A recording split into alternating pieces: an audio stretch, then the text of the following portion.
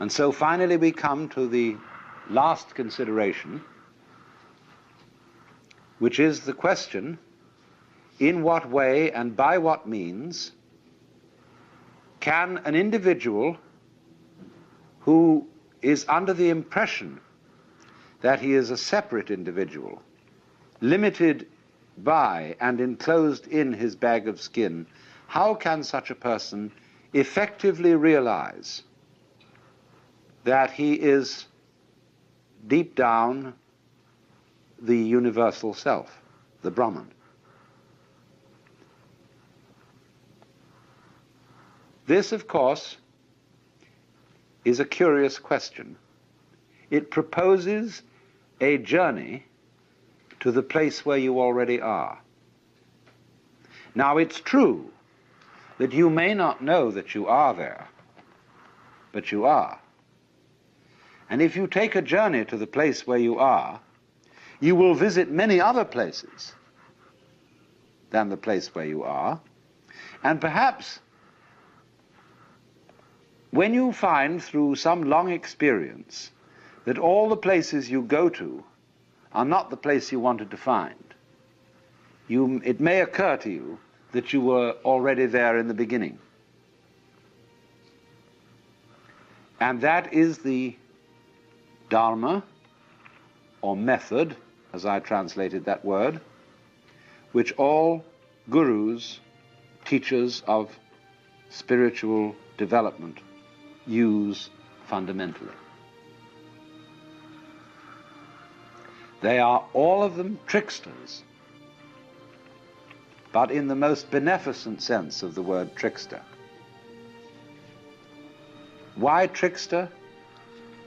Because, do you know, it's terribly difficult, in fact it's impossible, to surprise yourself on purpose. And yet, to be surprised is a great thing. But you can't plan a surprise for yourself. Somebody else can do it for you. And that is why so often a guru or teacher is necessary in this process. But let me say right from the start that a guru, there are many kinds of gurus. First of all, among human gurus, there are square gurus and there are beat gurus. There are gurus like, well, let's say a great Zen master today. Let's take Oda Roshi at Daitokuji, who is a square guru and a very good one. But you go through regular channels. Then there is a guru like Mr. Gurdjieff, who is a rascal guru, who leads you in by means that are very, very strange indeed. Then there are gurus that are not people. The gurus may be situations, a certain kind of problem or encounter. Even a book can to some extent be a guru. A friend can be a guru. I've often thought of writing a story about a man who is some sort of guru seeker and potential yogi, who goes one day into an automat and sits down at a table where there is another fellow, and he sort of thinks that this man looks wise, and he projects onto him the idea that he is a guru. And he says, "I feel there's something special about you." And the man says, "Oh, really? Really, actually, there's nothing special about me. I happen to be an insurance salesman." And this other fellow says, "Isn't that fascinating how modest he is?" And then I want to develop this story step by step. They keep meeting each other because they both eat at the same automat regularly for lunch. And although the fellow really is an insurance salesman and doesn't know a thing about these things, it in the end results in the enlightenment of the person who projected this image upon him.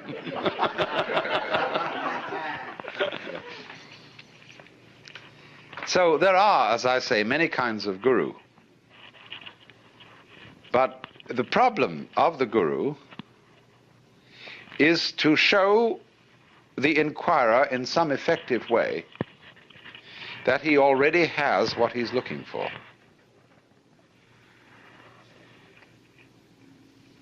Now, in Hindu traditions, the realization of who you really are is called basically sadhana. And sadhana means the discipline, the way of life that it's necessary to follow in order to escape from the illusion that you are merely an skin-encapsulated ego. And sadhana comprises yoga, from the root yug, which means to join. And so from that, in Latin, we get jungere, to join, and in English, junction, and also yoke. And junction is also the word union, you see. All this derives from the Sanskrit root, yug. A yoke is also a discipline. When you yoke oxen, that is a kind of a discipline. Now, strictly speaking, in the very strictest sense, yoga means the state of union, the state in which the individual self, what is called the Jivatman. Jivatman is approximately translatable as ego. Jivatman finds that it is ultimately Atman, which equals Brahman, the Supreme Self. So yoga is the state. The strictest meaning of yoga is the state of union, and a yogi means one who has realized that union. But we find that the word is not normally used in that way, in that strict sense. Yoga, in the normal way of use, means the practice of meditation whereby one comes into the state of union, and the yogi means one who is a traveler, a seeker, who is on the way to that point. But again, strictly speaking, there is no method to arrive at the place where you are, and no amount of searching will uncover the self, because all searching implies the absence of the self, the big self, the self with a capital S. So that to seek it is to thrust it away, and to practice a discipline to attain it is to postpone realizing. There is a famous Zen story told of a monk who was sitting in meditation, and the master came along and said, "What are you doing?" He said, "I'm meditating to become a Buddha." Whereupon the master picked up a brick that was lying nearby and started polishing it, rubbing it. And the monk said, "What are you doing?" He said, "I'm rubbing this brick to make it a mirror." He said, "By no amount of rubbing could you ever make a brick into a mirror." The master replied, "By no amount of zazen could you become a Buddha." Zazen means sitting meditation. They react very badly to this story in modern-day Japan. Anyway, what is important, you see, quite radically here, supposing that I say to you, each one of you is really the great self, you know, the Brahman. And you say, well, all you've said up till now makes me fairly sympathetic to this intellectually, but I don't really feel it. What must I do to feel it really? My answer to you is this.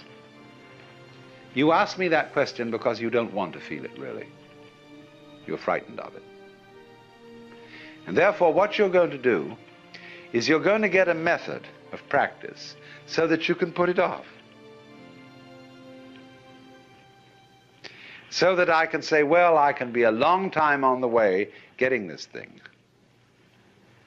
And then maybe I'll be worthy of it after I have suffered enough. See, because we are brought up in a social scheme whereby we have to deserve what we get. And the price that one pays for all good things is suffering. But all of that is precisely postponement, because one is afraid here and now to see it.